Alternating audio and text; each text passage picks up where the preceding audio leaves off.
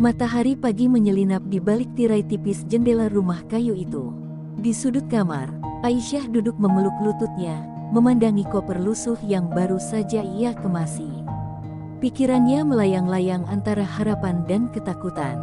Hari itu, ia akan meninggalkan desanya, meninggalkan keluarganya, demi sebuah keputusan besar menjadi TKW di Arab Saudi. Hati kecilnya penuh keraguan, tapi suara tangis adik bungsunya malam sebelumnya terus terngiang-ngiang. "Kakak jangan lama-lama, ya," bisik sang adik sambil memeluknya erat. Kata-kata itu menghunjam ke dalam relung hatinya, menambah berat langkah yang harus ia ambil. Di ruang tengah, ibunya berdiri dengan wajah penuh kekhawatiran, menatap Aisyah dengan mata yang memerah karena kurang tidur.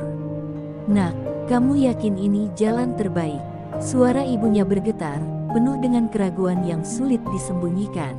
Aisyah mencoba tersenyum, meski air mata sudah menggenang di pelupuk matanya.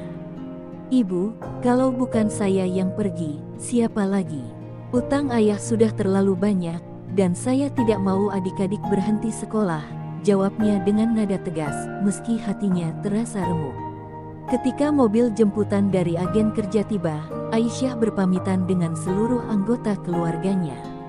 Tangis pecah di halaman rumah yang penuh dengan kenangan.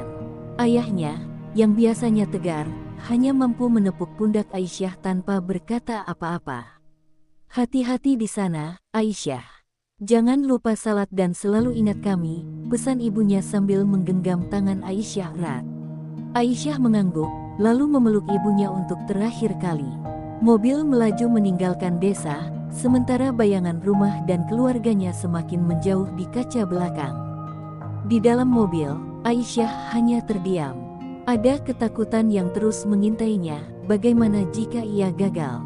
Bagaimana jika ia justru membawa aib bagi keluarganya? Pikiran-pikiran itu terus menghantuinya sepanjang perjalanan menuju kota besar, tempat ia akan diberangkatkan. Namun, ia mencoba menenangkan dirinya dengan keyakinan bahwa setiap perjuangan pasti ada hasilnya. Ia memegang erat sebuah surat dari agen kerja yang berisi penempatan tugasnya. "Ini adalah langkah awal untuk mengubah hidup," gumamnya pelan. Setibanya di kota, Aisyah merasa kecil di tengah hiruk-pikuk stasiun keberangkatan. Para calon TKW lainnya berkumpul di aula besar dengan wajah penuh harapan. Namun di antara mereka ada juga yang menatap kosong, seakan sedang melawan rasa takut yang sama. Aisyah mendengar bisikan beberapa wanita yang pernah gagal atau mendapatkan majikan kejam. Hatinya semakin menciut, namun ia memutuskan untuk tidak terpengaruh. "Aku harus kuat," katanya dalam hati, menggenggam erat tas kecilnya yang berisi Al-Quran pemberian ibunya. Malam sebelum keberangkatan, Aisyah sulit tidur. Di asrama penampungan yang dingin dan sunyi, ia teringat percakapan terakhirnya dengan adik bungsunya.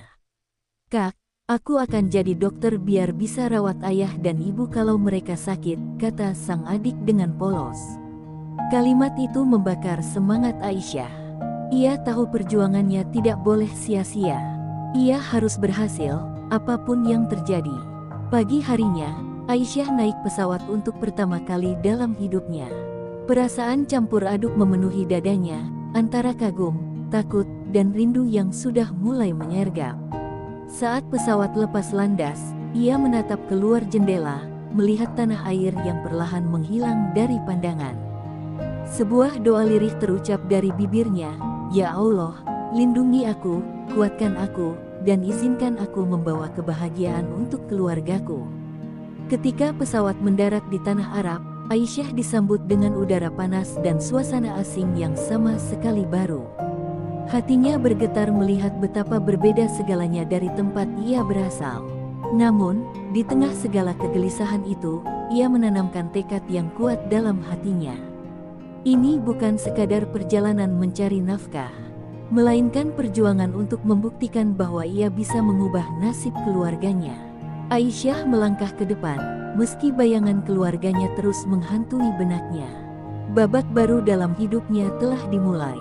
Aisyah berdiri di depan gerbang besar rumah majikannya, sebuah bangunan megah dengan dinding putih berkilau di bawah terik matahari Arab. Jantungnya berdegup kencang saat ia mengetuk pintu. Seorang pria paruh baya berpakaian rapi membukakan pintu dan memperkenalkannya kepada Noura, kepala pelayan rumah itu. "Kamu akan bekerja di sini, merawat Syekh Abdul Rahman," kata Noura tegas, tanpa banyak basa-basi. Suaranya dingin, nyaris tanpa emosi. Aisyah hanya mengangguk patuh, meski dalam hatinya penuh kecemasan. Noura membawa Aisyah ke kamar besar di lantai 2, tempat seorang pria tua terbaring lemah di atas ranjang. Tubuhnya kurus, kulitnya keriput, dan matanya memancarkan kelelahan yang mendalam. "Ini Syekh Abdul Rahman. Tugasmu adalah merawatnya. Ia sering marah dan sulit diatur, tapi kau harus sabar," ujar Noura sebelum meninggalkan Aisyah sendirian di ruangan itu. Aisyah berdiri canggung di sudut ruangan, mencoba mencari keberanian untuk mendekat. Tak lama, pria tua itu membuka matanya dan menatap Aisyah tajam. "Siapa kamu? Apa kamu akan membuat hidupku lebih menyedihkan lagi?" tanyanya dengan nada penuh kemarahan. Aisyah tertegun, tapi ia berusaha tersenyum. "Saya Aisyah, Tuan. Saya di sini untuk membantu Anda," jawabnya pelan.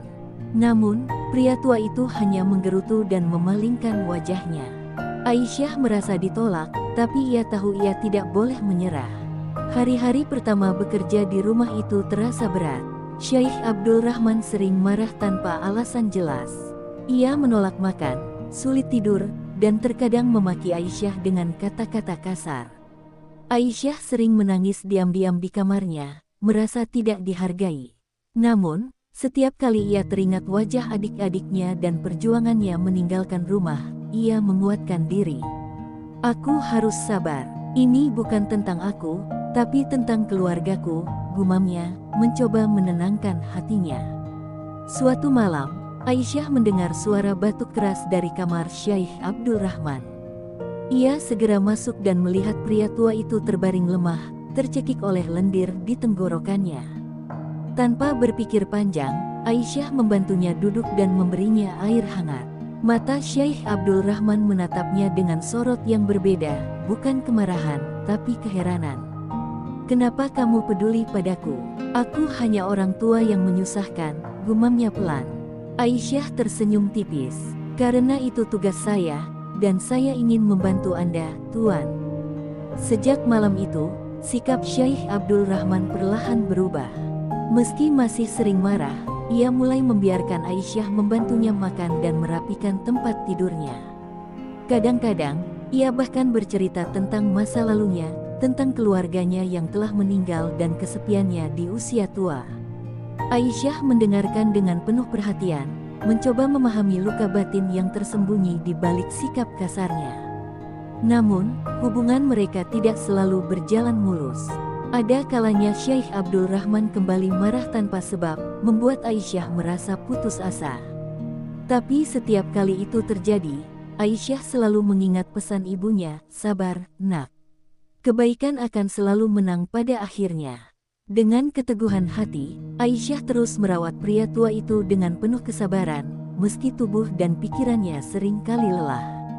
Di balik dinding megah rumah itu, Aisyah mulai melihat bahwa tugasnya bukan sekadar merawat tubuh Syekh Abdul Rahman, tapi juga menyembuhkan hatinya yang penuh luka. Meski jalannya berat, Aisyah merasa bahwa perlahan, ia mulai memenangkan kepercayaan pria tua itu. Namun, ia tidak tahu bahwa perjuangannya ini akan membawa perubahan besar dalam hidupnya yang tak pernah ia bayangkan. Hari-hari berlalu, dan perlahan Aisyah mulai merasa bahwa pekerjaannya tak hanya sekadar kewajiban. Ia menemukan kehangatan yang tak terduga dalam merawat Syekh Abdul Rahman. Meski pria tua itu sering terlihat dingin, sesekali ia menunjukkan sisi lembutnya yang jarang diketahui orang lain. Suatu sore, ketika Aisyah sedang membantunya berjalan-jalan di taman rumah, Syekh Abdul Rahman tiba-tiba berkata, "Kamu tahu, Aisyah, aku sudah lama tidak merasa diperhatikan seperti ini." Kalimat itu membuat Aisyah tertegun. Ia menatap pria tua itu dengan penuh rasa iba, menyadari betapa kesepian hidupnya selama ini. Syekh Abdul Rahman mulai membuka diri. Ia bercerita tentang masa mudanya yang penuh kejayaan, tentang bisnis besar yang pernah ia bangun, tentang istri dan anak-anaknya yang telah tiada, dan tentang penyesalan yang menghantui setiap malam. Kekayaan ini, Aisyah, tidak ada artinya tanpa keluarga, ujarnya lirih, sambil memandang ke kejauhan. Aisyah mendengarkan dengan seksama, tanpa memotong pembicaraannya. Ia tahu bahwa ini bukan sekadar cerita, tapi juga luapan perasaan yang sudah lama terpendam. Suatu malam, ketika hujan turun deras di luar, Aisyah menemukan Syekh Abdul Rahman terjaga di tempat tidurnya. Wajahnya tampak muram, dan matanya menerawang. "Aisyah," panggilnya pelan. Aisyah segera mendekat. "Apa yang bisa saya bantu, Tuan?" tanyanya lembut. Syekh Abdul Rahman menggeleng pelan. "Tidak ada. Aku hanya ingin seseorang mendengarkan." "Rasanya hidup ini begitu sepi," katanya, suaranya nyaris bergetar. Aisyah menggenggam tangan pria tua itu dengan penuh empati. "Anda tidak sendirian, Tuan. Saya ada di sini," jawabnya tulus. Kata-kata itu membuat Syekh Abdul Rahman meneteskan air mata, sesuatu yang tak pernah ia tunjukkan sebelumnya. Malam itu, untuk pertama kalinya, ia tidur dengan tenang, sementara Aisyah merasa bahwa ia telah melakukan sesuatu yang benar-benar berarti. Meskipun pekerjaannya berat, ada kebahagiaan tersendiri dalam melihat pria tua itu mulai menemukan sedikit kedamaian. Hari demi hari, hubungan mereka semakin erat. Aisyah menjadi seperti cucu bagi Syekh Abdul Rahman, seseorang yang bisa ia andalkan. Ia bahkan mulai mempercayakan rahasia-rahasianya kepada Aisyah, termasuk tentang dokumen-dokumen penting yang disimpan di kamar pribadinya. "Kamu berbeda, Aisyah. Kamu tidak melihatku hanya sebagai orang tua yang menyebalkan," katanya suatu hari. Aisyah tersenyum kecil. "Karena saya percaya, setiap orang punya sisi baiknya, Tuan," balasnya. Namun, tidak semua orang di rumah itu menyukai kedekatan mereka. Noura, kepala pelayan, mulai memandang Aisyah dengan curiga. "Jangan terlalu dekat dengan Syekh. Kau hanya pekerja di sini," katanya suatu hari dengan nada dingin. Aisyah hanya menunduk, mencoba tidak memedulikan kata-kata itu. Baginya, ia hanya melakukan tugasnya dengan tulus, tanpa memikirkan apa yang orang lain pikirkan. Meski begitu, cobaan terus datang. Suatu hari, Syekh Abdul Rahman mengalami serangan penyakit yang membuatnya harus dirawat intensif. Aisyah tidak pernah merasa setakut itu sebelumnya. Ia duduk di samping ranjangnya, menggenggam tangannya yang lemah sambil berdoa dalam hati. "Ya Allah, kuatkan dia. Jangan biarkan ia merasa kesepian," bisiknya, menahan air mata. Saat itulah, Syekh Abdul Rahman membuka matanya perlahan dan berkata dengan suara lemah, "Terima kasih, Aisyah. Kamu lebih dari sekadar pengasuh bagiku." Malam itu, Aisyah menyadari bahwa hubungannya dengan Syekh Abdul Rahman telah melampaui batas antara majikan dan pekerja. Ia tidak lagi melihat pria tua itu sebagai beban, melainkan sebagai seseorang yang membutuhkan cinta dan perhatian. Namun, di balik semua ini, Aisyah tidak tahu bahwa waktu mereka bersama mungkin tidak akan lama lagi, dan hidupnya akan segera berubah dengan cara yang tidak pernah ia bayangkan. Malam itu terasa sunyi. Aisyah duduk di tepi ranjang Syekh Abdul Rahman, menggenggam tangan pria tua itu yang terasa semakin dingin. Wajahnya terlihat pucat, dan napasnya tersengal-sengal. Dokter yang datang sore tadi memberikan kabar yang menyakitkan, waktu Syekh Abdul Rahman mungkin tidak lama lagi. Kata-kata itu menghantui pikiran Aisyah sepanjang malam. "Tuhan, tolong kuatkan aku," bisiknya dalam hati, mencoba menahan air mata. Syekh Abdul Rahman membuka matanya perlahan dan menatap Aisyah. "Aisyah," panggilnya dengan suara yang nyaris tak terdengar. Aisyah mendekat, berjongkok di sisinya agar bisa mendengar lebih jelas. "Aku ingin meminta maaf," katanya terputus-putus. Aisyah menggeleng sambil tersenyum lembut, meski air mata sudah mengalir di pipinya. "Tidak ada yang perlu Anda sesali, Tuan. Anda sudah menjadi orang baik," jawabnya, berusaha menenangkan hati pria itu. Namun, Syekh Abdul Rahman terus berbicara, meski suaranya semakin melemah. Aku sering kasar padamu. Aku tahu aku bukan orang yang mudah disukai. Tapi kamu tetap di sini. Kamu seperti cahaya di kegelapan hidupku, katanya dengan mata yang mulai berkaca-kaca. Aisyah menggenggam tangannya lebih erat. Anda tidak sendiri, Tuan. Saya ada di sini. Selalu, balasnya tulus. Malam itu, untuk pertama kalinya, Aisyah melantunkan ayat-ayat suci Al-Quran di samping Syekh Abdul Rahman. Suaranya lembut, namun penuh makna.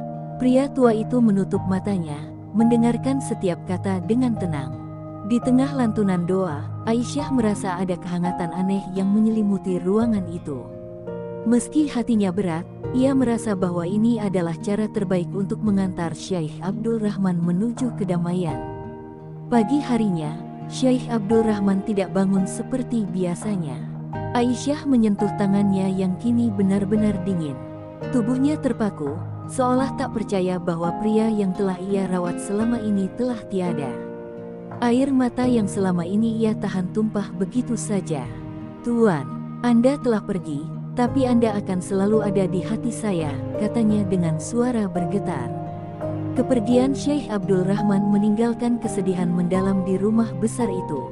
Para pelayan yang sebelumnya tidak terlalu peduli pun terlihat kehilangan. Namun, tidak ada yang merasa kehilangan sebesar Aisyah. Ia merasa telah kehilangan sosok yang bukan hanya majikan, tapi juga seperti keluarga. Ketika prosesi pemakaman selesai, Aisyah berdiri di samping makamnya, berdoa dengan penuh khusyuk. Semoga Allah memberikan tempat terbaik untuk Anda, Tuan. Terima kasih telah mengajarkan saya banyak hal, bisiknya.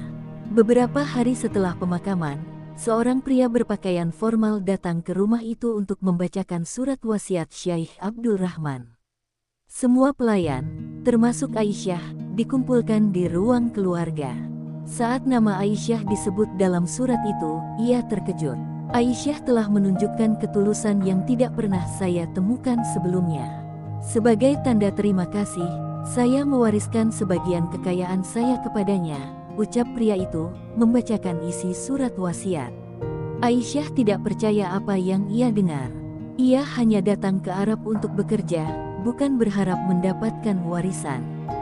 Namun, kini hidupnya berubah dalam sekejap. Dengan tangan gemetar, ia menerima dokumen itu, sambil berbisik dalam hati, Tuan, terima kasih atas kepercayaan ini. Saya tidak akan menyia-nyiakan kebaikan Anda. Namun, di balik rasa syukur itu, Aisyah tahu bahwa harta bukanlah yang terpenting. Apa yang ia dapatkan lebih berharga, pelajaran tentang cinta, kesabaran, dan arti dari sebuah ketulusan. Setelah hari itu, hidup Aisyah berubah. Surat wasiat dari Syekh Abdul Rahman membuatnya menjadi pemilik sebagian kekayaan yang tidak pernah ia bayangkan.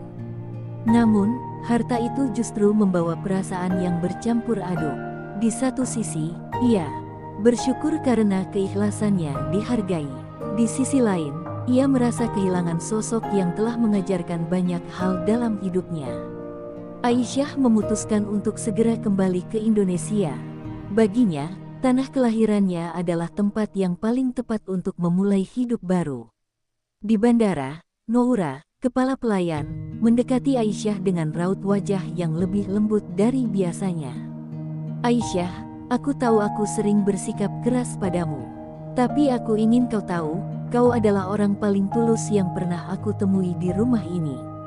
Jaga dirimu, katanya sambil menyerahkan sebuah tas kecil berisi barang-barang kenangan milik Syekh Abdul Rahman.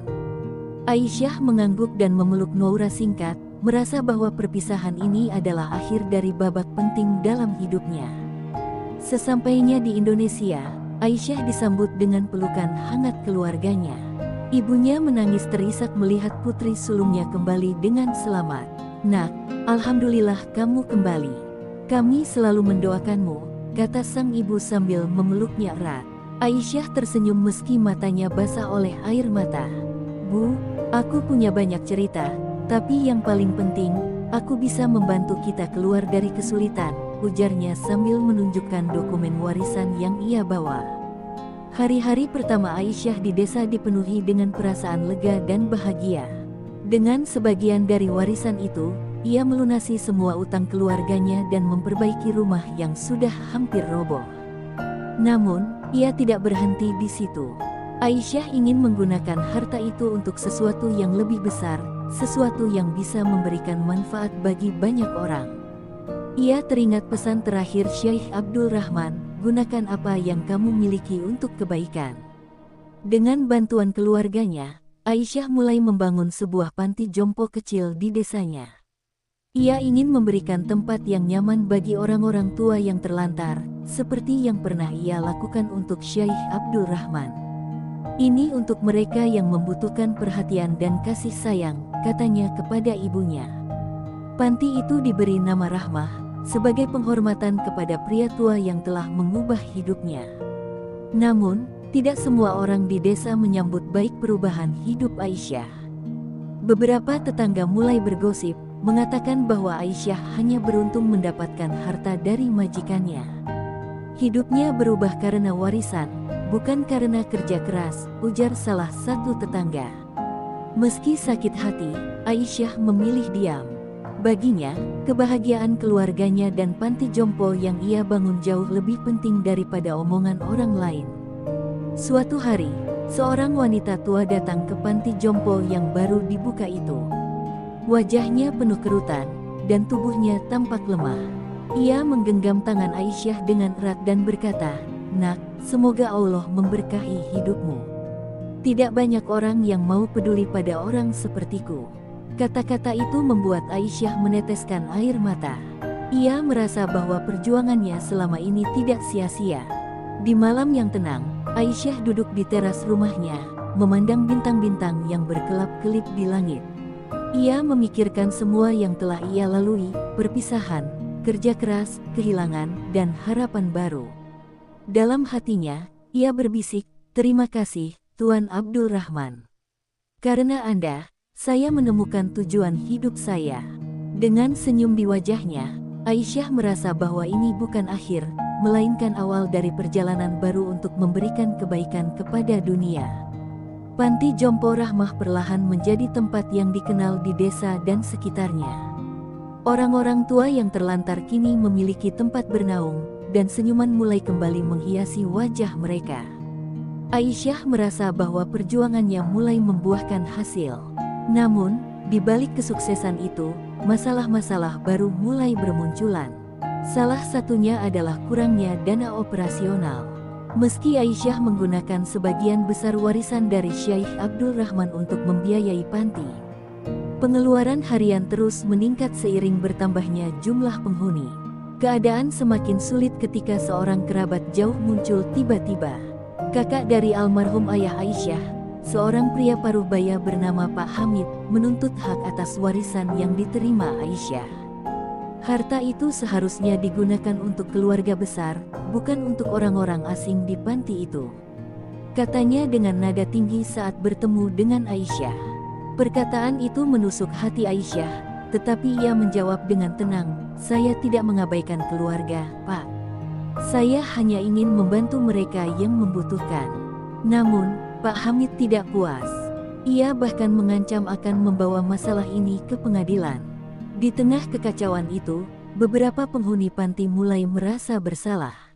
Salah satu dari mereka, Nenek Halimah, mendekati Aisyah suatu malam. "Nak, kalau kamu merasa terbebani karena kami, tidak apa-apa jika panti ini ditutup. Kami akan mencari tempat lain," ujarnya dengan suara lirih. Aisyah menggenggam tangan Nenek Halimah erat-erat. "Tidak, Nek. Panti ini adalah janji saya kepada seseorang yang telah mengubah hidup saya. Saya akan berjuang, apapun yang terjadi," jawabnya dengan mata berkaca-kaca. Hari-hari berikutnya menjadi perjuangan berat bagi Aisyah. Ia harus menghadapi Pak Hamid yang terus mendesak, sekaligus mencari cara untuk menjaga panti tetap berjalan. Ia mulai menjual sebagian aset kecil yang dimilikinya dan mencari sumbangan dari orang-orang yang peduli. Banyak yang meragukan usahanya, tetapi ada pula yang mendukung. Beberapa teman lama dari masa sekolahnya bahkan membantu menyebarkan berita tentang panti jompo itu melalui media sosial. Di puncak tekanan itu, sebuah kabar mengejutkan datang. Salah satu pengacara yang dulu bekerja untuk Syekh Abdul Rahman menghubungi Aisyah. Saya baru saja menemukan dokumen tambahan dari wasiat Syekh Abdul Rahman. Ada dana cadangan yang beliau sisihkan untuk digunakan jika kamu menghadapi kesulitan, ujar pengacara itu. Mendengar kabar tersebut, Aisyah merasa seperti mendapatkan secercah harapan di tengah kegelapan. Ia segera mengurus dokumen itu, memastikan dana tersebut dapat digunakan untuk menyelamatkan panti. Pak Hamid, yang mendengar kabar ini, kembali muncul dengan amarah. Itu artinya kau memiliki lebih banyak harta daripada yang kukira. Bagaimana bisa kau tetap membiarkan keluargamu hidup pas-pasan? Katanya dengan nada menuduh. Aisyah tidak tinggal diam. Ia menatap Pak Hamid dengan tegas. Saya sudah membantu keluarga saya sebisa mungkin, Pak. Tapi saya juga punya tanggung jawab kepada mereka yang telah dipercayakan kepada saya. Hidup bukan hanya tentang mengambil, tetapi juga memberi, ujarnya. Kata-kata itu membuat Pak Hamid terdiam, meski sorot matanya masih penuh kekecewaan. Dengan dana tambahan dari wasiat itu, Aisyah mampu memperbaiki kondisi panti. Ia juga mulai membuka program pelatihan untuk para penghuni muda di desa, agar mereka bisa membantu operasional panti sambil belajar keterampilan. Keberhasilan ini membuat Panti Jompo Rahmah menjadi semakin dikenal, tidak hanya di desa, tetapi juga di kota terdekat. Banyak orang yang mulai datang untuk memberikan bantuan, baik berupa uang maupun tenaga. Namun, Aisyah tahu bahwa ujian hidup tidak akan pernah berhenti. Di malam yang sunyi, ia duduk sendirian di ruang kecil panti, memandangi foto Syekh Abdul Rahman yang ia letakkan di meja kerjanya. Tuan, terima kasih karena telah percaya pada saya. Semua ini karena Anda, bisiknya dengan mata yang basah oleh air mata. Meski lelah, ia tahu bahwa perjuangannya belum selesai. Ia memutuskan untuk terus melangkah, membawa harapan dan kebaikan untuk mereka yang membutuhkan. Panti Jompo Rahmah semakin berkembang. Kehadiran banyak donatur membuat Aisyah bernapas lega, tetapi ia tahu tantangan tidak akan pernah benar-benar hilang. Di balik semua keberhasilan itu, ada ancaman yang perlahan muncul dari orang yang seharusnya ia percaya. Nia, seorang kerabat jauh yang Aisyah pekerjakan sebagai asisten administrasi panti, mulai menunjukkan gelagat mencurigakan. Beberapa laporan keuangan tidak sinkron, dan sejumlah dana donasi tiba-tiba hilang tanpa jejak. Awalnya, Aisyah mengira itu hanya kesalahan kecil. Namun, setelah melakukan audit bersama seorang teman akuntannya, ia menemukan bukti bahwa Nia telah menyalahgunakan dana panti untuk kepentingan pribadi. Hati Aisyah hancur. Ia tidak pernah menyangka orang yang ia bantu untuk mendapatkan pekerjaan malah mengkhianatinya. Dengan hati-hati, ia memanggil Nia ke kantornya. Nia, aku tahu apa yang terjadi. Aku tidak ingin mempermalukanmu, tapi tolong jelaskan, ujarnya dengan nada tegas namun penuh pengertian. Nia, yang awalnya mencoba mengelak, akhirnya menangis dan mengaku. Aku hanya butuh uang itu untuk keluargaku. Aku tidak bermaksud mencuri, Aisyah. Maafkan aku, katanya terisak-isak. Aisyah menatapnya dengan campuran emosi, marah, kecewa, tapi juga iba. Nia, aku bisa memahami kesulitanmu. Tapi mengambil sesuatu yang bukan milikmu bukanlah solusi. Aku akan memberimu kesempatan untuk mengganti kerugian ini, atau aku terpaksa mengambil tindakan hukum, jawabnya dengan suara gemetar. Namun, kabar tentang penggelapan dana ini bocor ke para penghuni panti dan donatur. Beberapa donatur besar menarik dukungan mereka, merasa reputasi panti telah ternoda. Situasi semakin berat bagi Aisyah. Di tengah badai itu, beberapa penghuni panti mulai meragukan kepemimpinannya. Mungkin Aisyah terlalu muda untuk mengelola tempat sebesar ini, bisik salah satu dari mereka. Mendengar itu, Aisyah merasa hatinya seperti ditikam. Ia mulai mempertanyakan apakah ia cukup kuat untuk melanjutkan perjuangannya. Di saat ia merasa paling lemah, ibunya datang untuk memberinya kekuatan. Nak, jangan pernah menyerah hanya karena omongan orang.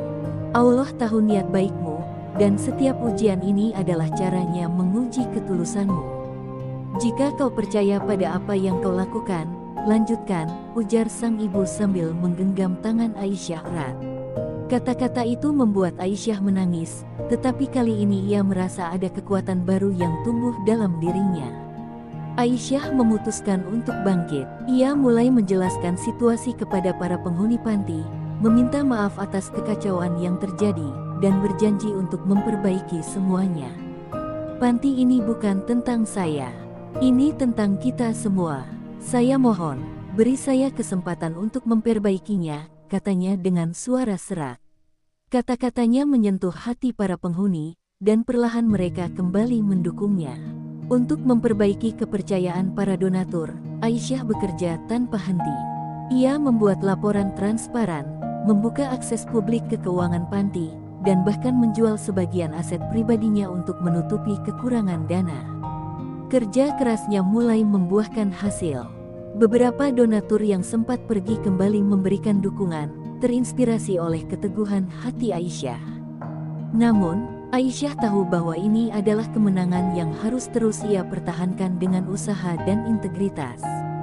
Di malam yang penuh keheningan, Aisyah merenung sendirian di kamar kecilnya di panti. Ia memandang langit-langit sambil memikirkan perjalanan panjang yang telah ia lalui. Ya Allah, hanya Engkau yang tahu apa yang ada di hati ini. Aku serahkan semuanya kepadamu. Bimbinglah aku agar tetap kuat, bisiknya lirih. Di tengah segala ujian, Aisyah menyadari bahwa pengorbanan adalah bagian dari perjalanan menuju kebaikan yang lebih besar. Ia berjanji pada dirinya sendiri untuk tidak menyerah, apapun yang terjadi.